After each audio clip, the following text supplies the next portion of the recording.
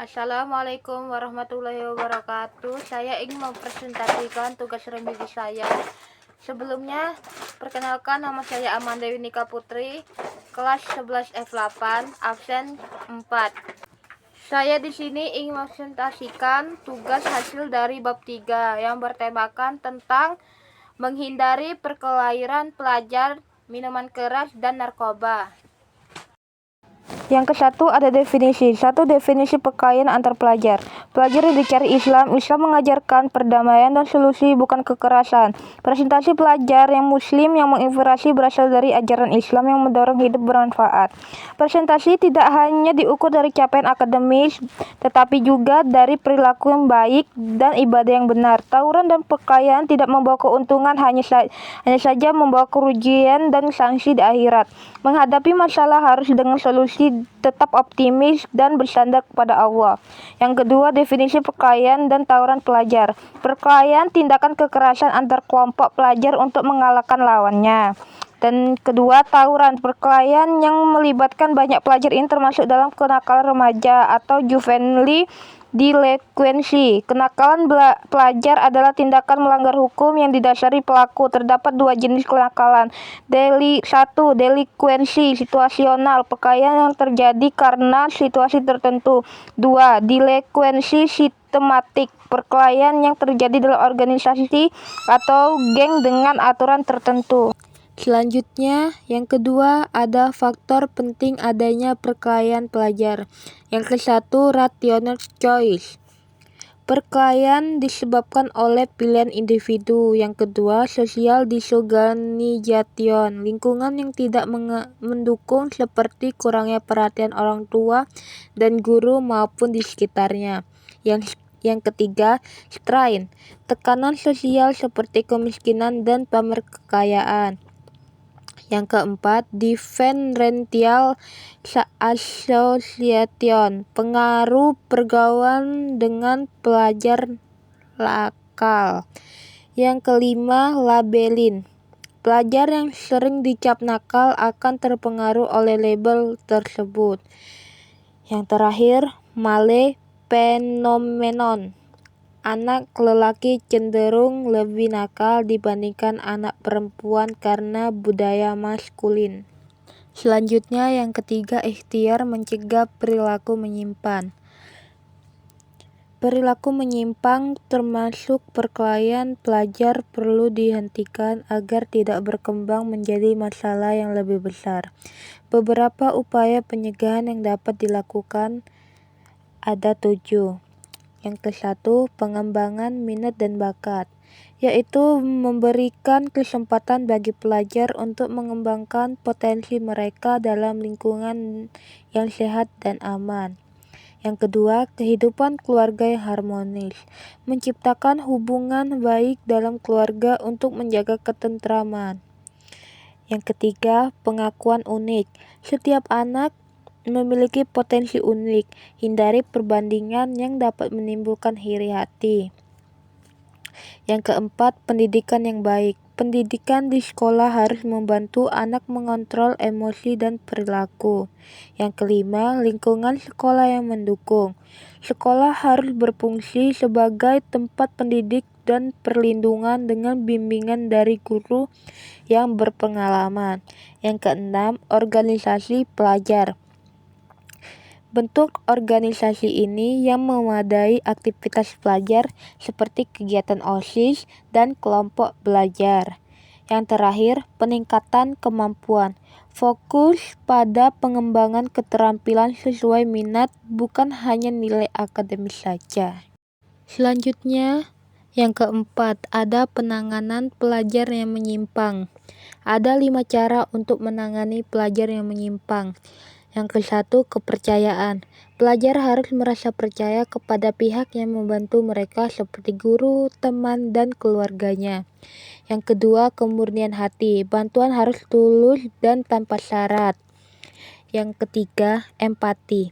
Memahami perasaan pelajar meskipun ada perbedaan posisi antara pelajar dan orang dewasa. Yang keempat, kejujuran. Keterbukaan dalam komunikasi termasuk sanksi yang diterima. Yang terakhir, Persepsi pelajar. Memahami sudut pandang pelajar dalam menghadapi masalah. Islam mengajarkan bahwa tanggung jawab atas tindakan dimulai sejak balik. Berbeda dengan hukum positif di Indonesia. Oleh karena itu, orang tua diharapkan mendidik anak-anak tentang hukum Islam sejak dini, termasuk ajaran untuk menghindari kekerasan.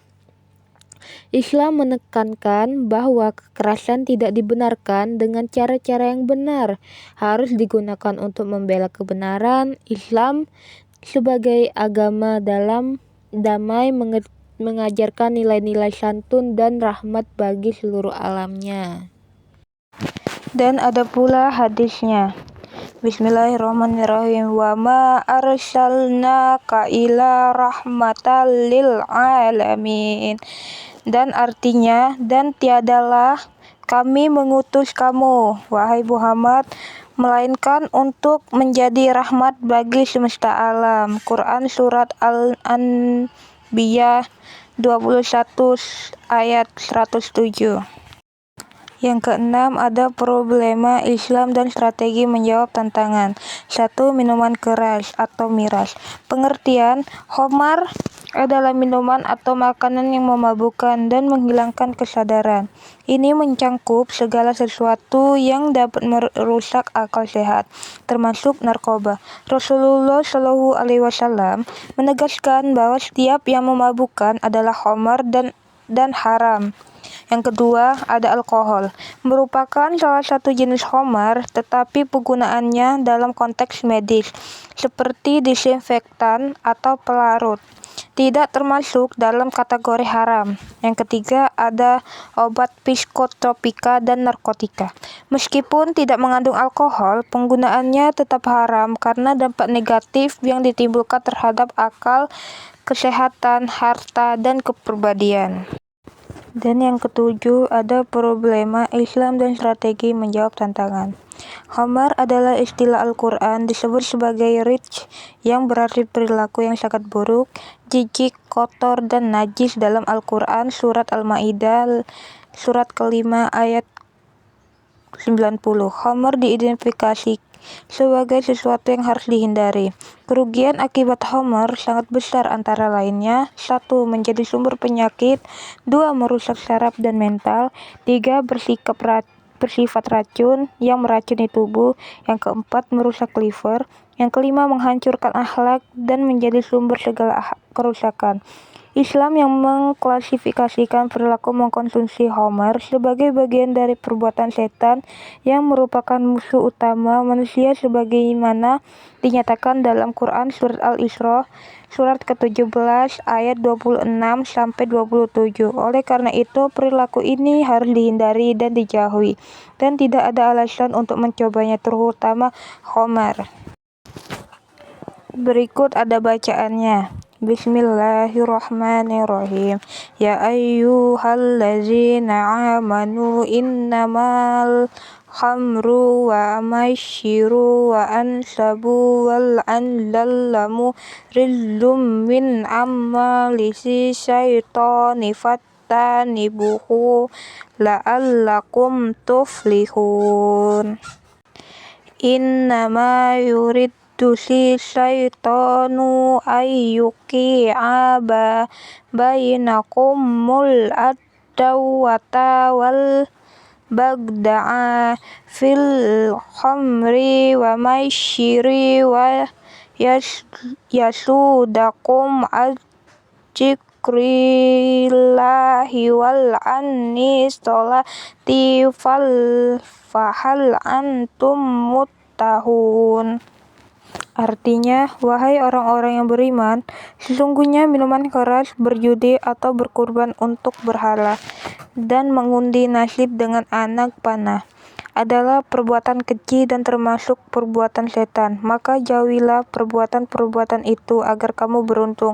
Quran Surat Al-Ma'idah surat ke-5 ayat 90. Dengan minuman keras dan berjudi itu, setan hanyalah bermaksud menimbulkan permusuhan dan kebencian di antara kamu, dan berhalang-halangi kamu dari mengingat Allah dan melaksanakan sholat. Maka Apakah kamu mau berhenti? Quran Surat Al-Maidah, Surat ke-5 ayat 91. Yang ke-9 ada asbabun nuzul. 1. Konteks ketika Rasulullah SAW tiba di Madinah. Banyak orang yang masih meminum khamar dan berjudi. Mereka bertanya tentang kedua hal ini, sehingga turunlah Quran Surat Al-Baqarah Surat kedua ayat 219 yang menyatakan bahwa keduanya adalah dosa besar tetapi tidak langsung diharamkan. Yang kedua ada kesalahan dalam sholat. Ketika kaum muhajirin menjadi imam sholat dalam keadaan mabuk, terjadi kesalahan dalam membaca Al-Quran yang mendorong turunnya Quran Surat Al-Nisa Surat keempat ayat 43 yang melarang sholat dalam keadaan mabuk. Yang ketiga ada keharaman khamar. Meskipun ada larangan, kebiasaan buruk ini tetap berlanjut hingga turunlah Quran Surat Al-Maidah Surat ke-5 ayat 90-91 yang menegaskan keharaman khamar. Setelah itu mereka bernekat untuk berhenti meminumnya. Yang terakhir, pertanyaan tentang masa lalu. Mereka bertanya tentang orang-orang yang telah meninggal sebelum larangan ini, dan turunlah Quran Surat Al-Maidah Surat ke-5 ayat 93 yang menyatakan bahwa tindakan mereka sebelum larangan tidak dianggap dosa. Selanjutnya yang ke-10, sikap terhadap khamar. 1. Hindari khamar. Jangan coba-coba meminum khamar karena bahaya yang ditimbulkan. 2. Perbuatan tercela. Khamar, judi, dan praktik jahiliyah lainnya adalah perbuatan yang sangat tercela. 3. Pendekatan pembinaan. Penting untuk melakukan pendekatan yang tidak memaksa dan mendahulukan akidah. Keempat, pola hidup bersih, menjaga akal dan menjalani hidup yang bersih dan halal. Yang ke-10 ada narkoba. Definisi. Meskipun istilah narkoba tidak ada dalam Al-Quran, narkoba dapat disamakan dengan khamar karena keduanya memabukkan dan merugikan. Oleh karena itu, segala jenis narkoba termasuk dalam kategori khamar. Hal tersebut sejalan dengan sabda Rasulullah SAW. Ninni umaro kola Rasulullah sallallahu alaihi wasallam kullu muskirin hamru wa kullun muskirin haramun. Artinya, dari Ibnu Umar dia berkata, Rasulullah SAW bersabda, setiap yang memabukkan adalah khamar, dan setiap yang memabukkan adalah diharamkan. Quran, hadis riwayat Abu Daud. Selanjutnya ada khamar dan narkoba dalam Islam. Haramnya narkoba. Jenis-jenis ada 2, obat, psikotropika, dan narkotika.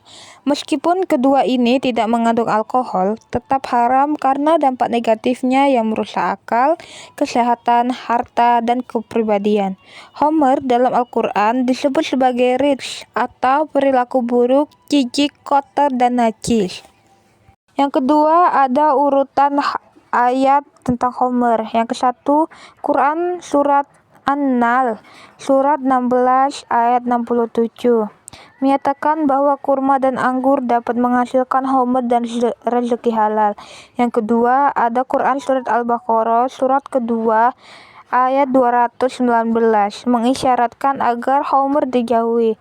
Yang ketiga, Quran Surat An-Nisa Surat keempat ayat 43 melarang mabuk saat mendekati waktu sholat. Yang terakhir, Quran Surat Al-Maidah Surat 5 ayat 90 menegaskan keharaman khamar secara tegas. Yang ketiga, pendidikan dan kesadaran. Allah mengajak manusia untuk menggunakan akal sehat dan pikiran, memahami alasan di balik pengharaman khamar. Khamar seringkali menjadi kebiasaan buruk yang perlu diluruskan secara bertahap. Yang kedua ada narkoba ditinjau dari hukum Indonesia. Pengertian narkoba. Narkoba adalah singkatan dari narkotika, psikotropika, dan bahan adiktif. Narkotika adalah zat yang menyebabkan perubahan kesadaran dan ketergantungan, sedangkan psikotropika adalah zat yang mempengaruhi aktivitas mental dan perilaku. Yang kedua, penyalahgunaan narkoba. Penggunaan narkoba di luar keperluan medis adalah perbuatan melanggar hukum. Penyalahgunaan narkoba dapat menyebabkan gangguan perilaku, ketidakdisiplinan, dan berbagai masalah sosial lainnya. Yang ketiga, jenis narkoba. 1. Narkotika, termasuk morfin, heroin atau putau, ganja, kokain, dan opium. Yang kedua, ada psikotropika, termasuk amfetamin, sabu, obat tidur, dan inhalansia. Yang ketiga, zat adiktif, termasuk nikotin dari tembakau dan alkohol. Yang terakhir, pencegahan penyalahgunaan narkoba. Dari diri sendiri. 1. Mensyukuri hidup dan mengembangkan minat serta bakat. Yang kedua, menghadapi masalah dengan cara yang benar, bukan lari ke narkoba. Yang ketiga, berani menolak ajakan teman untuk menggunakan narkoba. Yang terakhir, dari lingkungan. 1. Menciptakan lingkungan keluarga dan sekolah yang sehat dan harmonis. Dan kedua, menghindari rokok dan minuman keras sebagai langkah awal pencegahan. Sekian presentasi dari saya. Apabila ada salah kata atau perbuatan, sekian dan terima kasih. Assalamualaikum warahmatullahi wabarakatuh.